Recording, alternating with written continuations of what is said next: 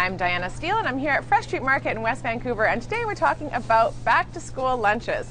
Well, what do you need to think about when you're planning your lunches? It's taken me several years to figure out that really keep it simple and have a plan. If you've got those two things under control, making lunches in the morning is pretty easy. My kids are now teens, so I'm trying to really encourage them to create their own lunches, but a little bit of guidance helps because otherwise they may not put in what I think is healthy into their lunches. And so I give them some criteria. So the first thing to think about is trying to have at least 5 different items in there, 5 or 6. And even for the little ones, having a variety of different foods to choose from really increases the chances that they're going to eat their lunch. So think about having 2 or 3 vegetables in that meal, or vegetable and fruits I should say, and then having 2 protein foods and then a whole grain in there. And so that way you can make sure that you're getting all the nutrients. So in terms of the protein foods, things like little tins of tuna, especially if they're teens, that's really easy for them to open, or maybe something like a hard-boiled egg.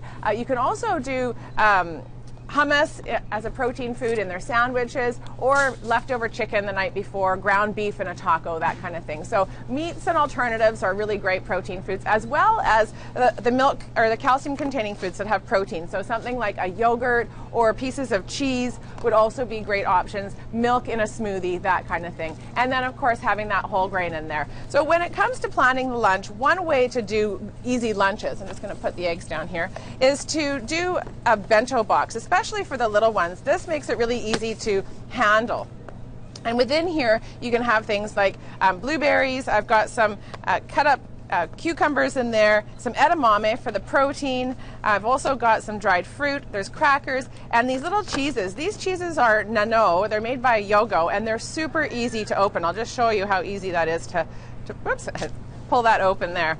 And then also these little nano yogurts, and these are probiotic yogurts. They have 1 billion active cells, and there's no added refined sugar. So the sugar that's on the label here, 4 grams in this little tiny container, is just the sugar from milk and the sugar from the fruit that's added, the real fruit that's added, no preservatives. So that's a really nice yogurt for the little ones. And then of course if you have teenagers, then you can get the bigger Yogo yogurts or whatever it is. So picnic style lunches are a great way of doing it. Otherwise you can think about planovers, and when you're doing planovers, it's basically leftovers, but you're purposely making extra dinner so that you can store it. And so I would then store it into individual containers like this, which you could freeze and then reheat, and make sure that they're glass so that you can throw those into the microwave.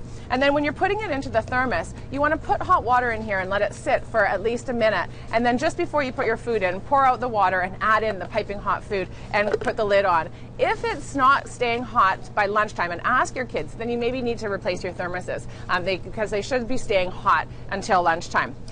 Then the other type of lunch is breakfast for lunch. And so you can do things like fruit and yogurt parfaits in little mason jars, which you can make in advance, making smoothies and having good containers that you can carry them back and forth. You can even have insulated ones that will keep them nice and cold, or having breakfast burritos or egg wraps. That's also a really great lunch option. And then of course having sandwiches, but sandwiches made differently. So instead of always having whole grain bread, why not try whole grain pitas and stuff them with some leftover salmon or leftover chicken, having wraps, as well as little mini bagels and different kinds of grain products that you can use to change things up a little bit so it doesn't get too boring. So remember those key criteria, at least 5 or 6 different items. Try to keep it simple and have a plan of which protein foods you have available, which fruits and vegetables, and choosing a whole grain in there, and then makes packing your lunches a little bit easier.